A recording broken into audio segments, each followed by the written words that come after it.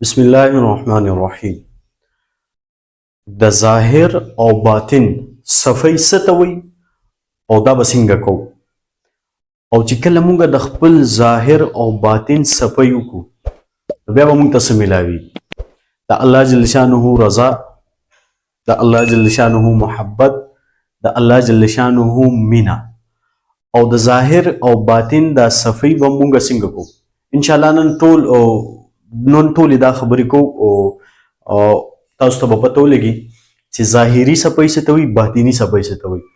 او ظاهر به څنګه پاکو او باطن به څنګه پاکو. نو نن دې باره کې او دا ډېره بهترین خبره ده که چېرې تاسو غواړئ چې مونږ د الله جل شانه په دنیا او آخرت دواړو کې څه کړي، کامیاب کړي، نو لومبني په موته دا خبره لازم ده چې ظاهر او باطن پاکو. ګنې د دې نه علاوه کامیابي نه میلاویږي. بیا به څه کوو، ډغرې به وو او ټول عمر به هم داسې په ضلالت کې تېرېږي. په دې وجه دا ډېره اهم مسله ده. نو په دې باندې ځان بالکل پوه کړئ او دا د زنانو او نارینو دواړو لپاره ډېره اهم خبره ده چې کوم مسلمانان دي. او د دې نه علاوه تاسو وګورئ دا کوم چې ظاهري صفای ده باطني ده د غیر دینو لپاره هم ډېره ضروري ده، خو چونکې هغوی اسلام نه مني په دې وجه الله جل شانه قرآن پاک کې چې کوم آیات مبارک دي که نه د ظاهر او باطن په باره کې هغه څه دي، هغه آیات مبارک دا دی ان الله يحب التوابين ويحب المتطهرين. په دې آیات مبارک کې تاسو وګورئ دوه عنوانه دي، یو توابین لفظ راغلی دی، یو متطهرین لفظ راغلی دی. الله جل شانه په خپله فرمایي چې الله پاک بېشکه محبت مینه کوي، مینه هغه خلکو سره څوک چې توبې وباسي او هغه خلکو سره څوک چې صفا سوتره ګرځي. متطهرین پاک خلک چې ظاهریم پاکي او بدني باطنیم پاک وي. نو په دې وجه تاسو وګورئ ظاهر کې خدا دوه خبرې ښکاري چې ظاهر او باطن، خدا په اصل کې غونډ یو عنوان دی، یوه خبره ده. دا خبره یاد ساتئ، دا خو ما تاسو ته وایي آیات مبارک کې دا دوه خبرې راغلي او دا دواړه یو څیز دي. لکه تاسو وګورئ انسان الله جل شانه وجود او روح یو ځای کړی نو دې ته انسان ویل کېږي. چې کله وجود وي روح نه وي انسان ورته خلک نه وي، بیا ورته مړی خلک وي. او چې کله روح وي او وجود نه وي نو بیا ماته انسان نه ویل کېږي، بیا ورته تش روح وي. لکه د انسانانو د پیدایش نه مخکې الله جل شانه په عالم ارواح کې دا ټول ارواح راجمع کړي، انسانان نو او روحونه ولا الله تیار کړي او وعده یې اخیستې وه الستو بربکم آیا زه ستاسو رب نه یم؟ ټولو روحونو ته وي قالو بلا، ټولو په یو ځای ولې نه الله ته زمونږ رب. او بیا چې الله دنیا ته خلک راولېږل نو بعضې خلکو نه هغه وعده یې وه ارواحو، نو د هغې لپاره انبیا کرام رالل. د انبیا کرامو د راتلو یو وجه دا هم ده. په دې وجه دا دواړه یو څیز دی. موږ ته خو دوه ښکاري خو دا صفای نه د ظاهر او باطن دا یو څیز دی. لومبنې دا ظاهر چې کومه صفای د دې باره کې تاسو یو خبره ووایئ. حدیث مبارک کې راځي چې کله یو انسان دې ځان پاک کړي، دی ښکلي کپړې واچي پاکې صفا سوتره، دی خوشبو ولګوي او دی ظاهري پاک وي، نو د دې انسان نه شیطانان تښتي او رحمت فرشتې د سره یو ځای کېږي. یو خبر. دویمه خبره دا چې د الله جل شانه محبت دی انسان سره ملګري کېږي او الله یې خپل ولی جوړوي په ظاهري څپې سره. وګورئ چې کله یو مومن بنده داسې وکړي، هم مومن بنده، او چې کله یو انسان باطن هم ورسره صفا کړي نو الله یې د خپلو اولیاء کرامو په پیرس کې نوم ولیکي. دا چې کله زموږ ستا باطن صفا شو بس غونډه مسله ختمه شو، بیا به حسد زړه کې نه هېڅ څه به هم نه، بل مسلمان ته به زموږ ستا نه تکلیف نه رسي، زما مونځ به پټي مي، روژه به ټیک نیسم، د الله نه به یریږم، ګناه به نه کوم، الله به راته یادي. دا چې کله باطن پاک شي، حتی باطن دا کمال دی. نو چې کله یو انسان کې دا صفات راشي نو تاسو وګورئ بیا الله د خپلو ولیانو په پیرس کې نوم ولیکي. نو چې کله ظاهري سړی پاک شي، ظاهري حدیث مبارک کې راځي چې کله یو انسان نه دی، انسان مفهوم داسې دی حدیث مبارک چې کله د یو انسان د خولې نه بدبو لاړ او هغه په بل چا ورغی نو یو خو د ده دا ګناه وشوه چې د ده د وجې بل انسان ته تکلیف ورسېد، او دویم نقصان به کې دا وشو چې روایاتو کې راځي چې په دې الله خفه کېږي چې کله ستا د خولې نه تا خو د خولې صفایي نه کړې ته مونځ کې چا سره ودرېدې یا چا سره عام خبرې کوې او ستا د خولې نه بدبو لاړه په بل ور پرېوته په بل انسان او په هغه بد ولېږه نو الله هم دنه ناراضه شو او انسان ته د تکلیف ورسو نو دوه نقصانه وشو. په دې وجه روایتو کې راځي چې کرامن کاتبین چې کومې فرشتې الله جل شانه په اوږه باندې مقرر کړي چې کله د یو انسان نه د خولې نه بدبو ځي یا د وجود نه بدبو ځي او دی څه نه کوي دی صفایي نه کوي د هغې نو کرامن کاتبین ته هم څه وي دې ته تکلیف وي. لکه تاسو وګورئ ټولو مفتیان په دې فتوه ده چې یو انسان بیمار وي د خولې نه بدبو ځي او د ده دا بیماري وي یا د وجود د بلې حصې نه بینځي د ترخونو نه بینځي نو دې د جومات ته نه راځي خلکو ته دونه بیني چې خلکو ته تکلیف وي نو دې نه راځي. یو خو جومات نوراني ماحول وي نو فرشتو ته هم تکلیف وي او انسانانو ته هم تکلیف وي نو د ده دا عذر د لحاظه دې کور کې لمونځ کوي. په دې وجه ظاهري صفایي دونه راغله او چې کله یو انسان د ظاهري صفایي نه کوي جامې هم سقاوي او بدبوت هم رواني نو د سره بیا شیطانان ملګري کېږي د رحمت فرشتې ته ځي د الله مدد ختمیږي د الله محبت د سره نه وي. دا خبره یاد ساتئ داسې خو تاسو یو خبره یاد ساتئ الله جل شانه زموږ مالک دی زموږ خالق دی او دا ټول مخلوقات الله پیدا کړي دي نو ګورې دا خبره به یو یاد ساتئ چې الله کافر سره محبت کوي خو محبت د محبت درجې بیلې دي ټول انسانانو سره الله محبت کوي ځکه الله په خپل پیدا کړي دي نو خامخا به سره د الله مینې لکه تاسو یو څیز په خپل لاس جوړ کړئ او هغه کامیاب وي او خلک ورته اریان وي تاسو څونه مینه کوئ خفه کیږئ دغه شان الله د مخلوقات پیدا کړي ټولو سره محبت کوي خو د محبت درجې کمال چې کومه درجه ده نو هغه داسې انسانانو سره نه کوي کا مؤمنان وي لکه چې تم خیرن ګرځئ ستانه بین رواني او ستانه خلکو ته تکلیف وي نو داسې سړي سره الله محبت نه کوي. دویمه خبره کمال دا دی که نه لکه زه هم چې زه الله سره محبت کوم تم مې بلم وي ټول خلک وي چې الله سره محبت خو کمال دا دی چې الله جل شانه وي چې زه د پلانکي سره څه کوم محبت کوم او هغه به موږ په کومه طریقه رسو هغه دا طریقې دي چې کله ظاهر باطن دا پاک شي نو موږ به رسو نو دا خو د ظاهر خبره شوه چې کله ظاهر ستا پاک وي تا نو ښکلې خوشبوزي پاکې کپړې دی چولي سر نه واله خپو پورې ته پاکې لکه ته به څنګه ځان پاکې ښکلې پاکې کپړې به د شریعت موافق واچې پاکې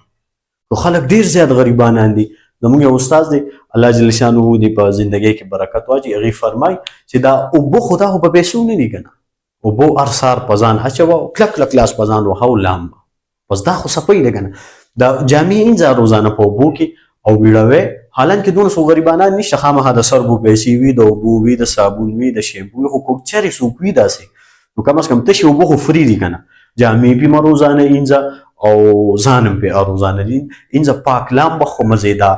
او ښکلې کپړې اچوه زړې دي خو چې پاکې وي نو د الله محبت مدد به تاسو سره ملګري کېږي دا خبره یاد ساتئ. نو ظاهر داسې دي کپړې ښکلې پاکې ووینځئ او ستا وجود د هر قسمه ګندګۍ نه پاکي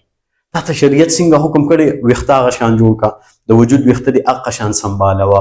او د سر د دې ویښتو نه واله تر نوکه پورې نارینه دي او که زنانه دي پاک صفا چې ښکلې خوشبو تاسو نه ځي که یو سړي الرجي خوشبو نشي لګولی نو چې کم از کم دی خو پاک وي چې بدبو خو ترې نه ځي کم از کم که نه نو بیا به تاسو د رحمت فرشتې دي هغه به تاسو سره ملګري کېږي او شیطانان به تاسو نه تښتي لکه روایتو کې راځي چې دا شیطان په ګنده ځای کې خوشحاله وي دا خاص ځینې تاسو ګورئ جادوګران چې کوم دي که نه جادو چې کوي نو دوی په سقا والي کې په جنابت کې هر وخت ګرځي او دوی په سقا ځایونو کې پاتې کېږي نو الله دې سره شیطانان ملګري شي د هغې په ذریعه بیا په خلکو جادو کوي دا جنات چې کوم ایمان دوی نه راوړي دا شیطانان وي چې کله ایمان راوړي بیا د شیطان توب نه دوی وځي دا خبره تاسو یاد ساتئ دا مخکې ما یو پیروي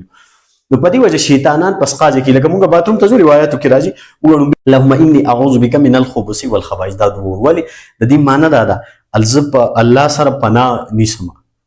د شیطانانو د سړو نه او چې دې کې کومې ماده چې ښځې دي د هغې نه حالانکې باتروم کې شیطان اوسېږي نه نو هغه د آرام ځای دی خو شیطانان دقل ته وي په سقا ځای کې شیطانان راټولېږي لکه یو زنانه بیماره شي د هغې اولاد وشي مینسز وي دقه ټیم کې دا شیطانان دې نه راته وي او چې دا خپلې دعاګانې دي شریعت کې د دې خپل احکام دي چې په هغې عمل ونه کړی شي بیا اکثر زنانه ویرېږي دا شیطانان پیریان راځي یېرېږي ولې دا ورته راټولې شوي دغه وخت کې د دې زنانه صفایي نه وي او شیطانان سقا ځای کې خوشحالي دغه شان دا جادوګران دا کوم چې نجومیان دي چې دا شیطانان ورته الونه وي نو دوی به په سقا ګرځي دوی پاک نه ګرځي که دوی پاکېږي دوی نه شیطانان تښتي دا یاد ساتي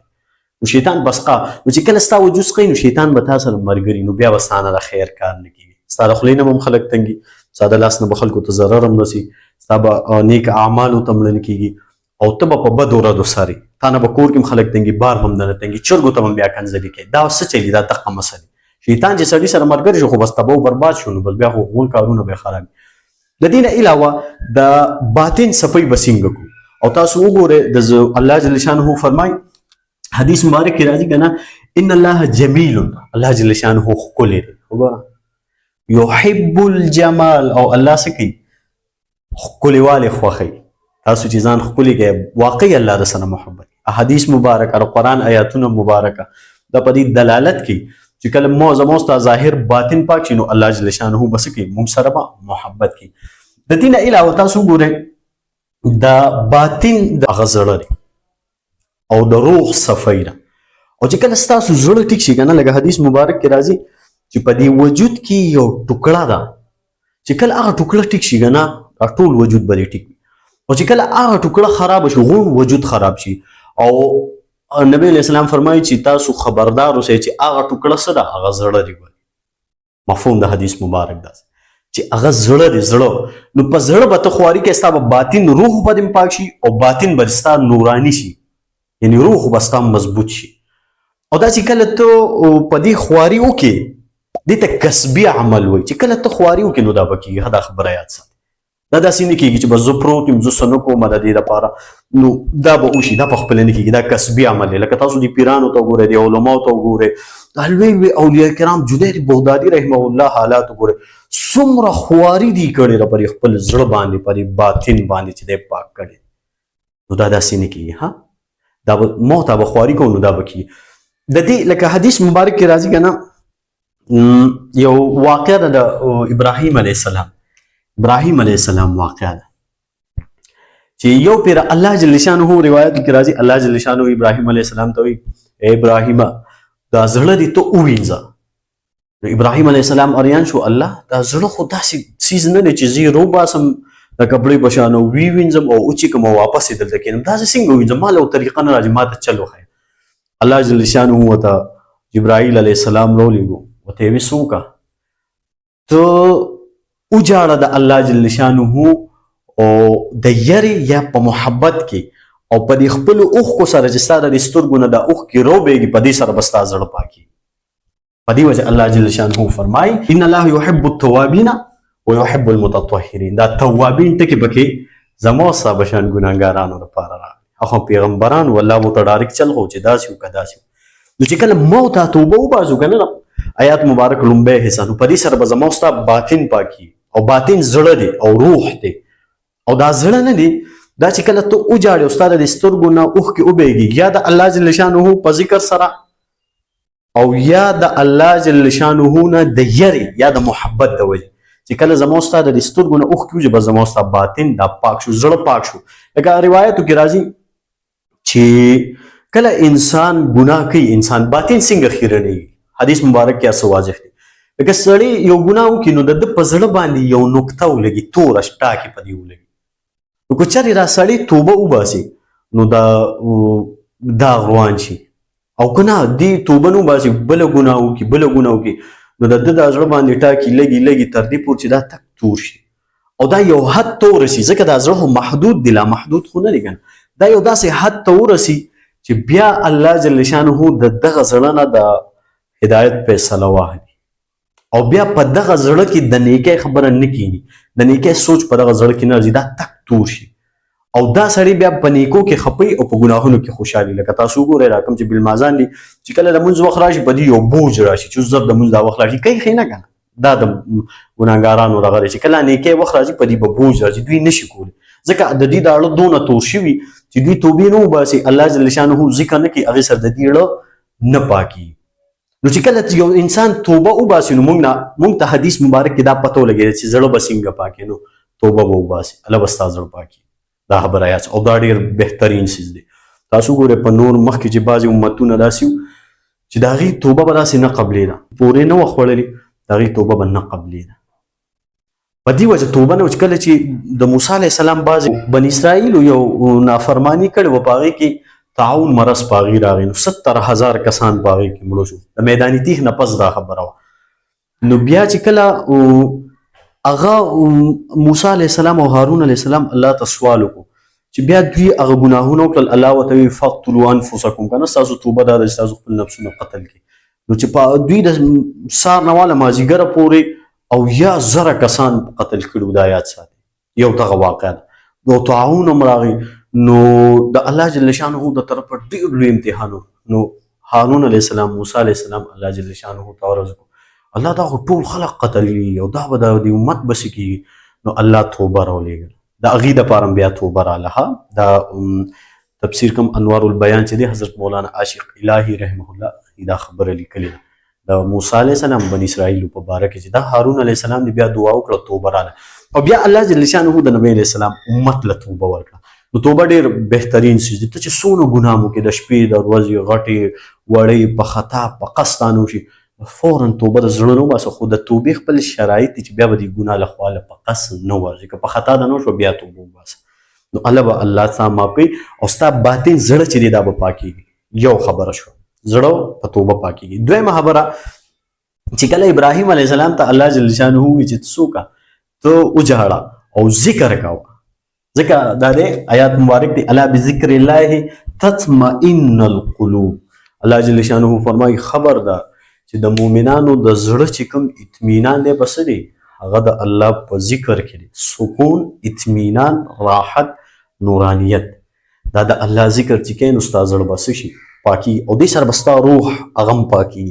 ستا ایمان به هغه به تازه کېږي نو چې کله ستا زړه پاک شو ستا روح پاک شو ستا ایمان مضبوط شو نو بیا به د ساري لمونځ زموږ ستا نه قضا کېږي بیا به زموږ نه ګناه نه کېږي بیا به د الله جل شانه احکام مو ته نه تا به نه ماتي لکه روایتو کې راځي چې موسی علیه السلام د بني اسرائیلو تپوس چې ته خو موږ ته د الله جل شانه طرف ته وایې چې راشئ الله داسې رحیم ذات دی داسې دی خو ستا د الله به کوم ځای کې اوسېږي د ده څه کور شته څه کوڅې شته دقه شان الفاظ راغلي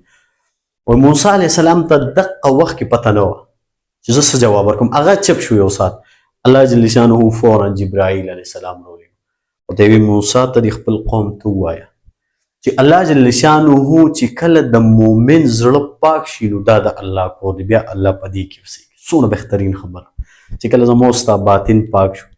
نو په دې زړه کې به بیا دنیا نه الله به اوسېږي دا خبره نو دویمه چې تاسو خپل وایي چې باطن زما پاک شي نو په ذکر توبه به وباسئ استغفار به وکړئ او بیا به ذکر کړئ د ذکر طریقه څه ده لکه تاسو ځان له دا معمول جوړ کړئ چې کم از کم د ورځې سار او ماښام ساری سل پیری لا اله ماهم سل پیری لا اله سبحان الله الحمدلله ولا اله الا الله والله اکبر دا ټولې دعاګانې درېیمه کلمه کم از کم سار او ماهم چې تاسو 100 پیری وایي دې سره 100 پیری استغفار دې سره چې کوم سړي دي که هغې ته موقع میلاویږي نو مراقبه دې کوي د سهار لمونځ نه پس یا د مازدیګر لکه مراقبې طریقه دا د سترګې به پټې کړي او وایي به چې زه مړ یم د مرګ حالات به ځان ته رامخې ته او زما د جنازه چې دا روانه ده یا ما په قبر کې ږدي یا زه په قبر کې کېښوستم او د الله تعالی د طرفه په زیړ رنګ کې رحمت د اسمان د طرفه د عرش د طرف نه را روان دي زما په دې زړه باندې څه کېږي راورېږي او هغې سره زما دا زړه وایي الله الله الله دې سره به زموږ ستا پاکي نو بیا یو سړي داسې درجې ته ورسي که نه چې بیا دې کله سترګې پټې کړي نو الله ورته اسمانونه مخوي د اسمانونو سیل پې الله کوي دا یاد ساتي دا د مراقبې یو خپلې درجې دي چې اولیاء کرامو له الله ورکړي چې بیا به ناشنا ناشنا څیزونه به کې ته ویني او بهترین نورانیت به پکې ته ویني خو چې دا کله زړه پاک شي هم مضبوط پاک شي دا زموږ ستا کیفیت داسې نه جوړېږي نو په دې وجه په ذکر سره الله جل شانه فرمایي الا بذکر الله تطمئن القلوب او بل روایاتو کې راځي که نه حدیث مبارک دی دا حدیث ته وګورئ لکل شیء ثقالة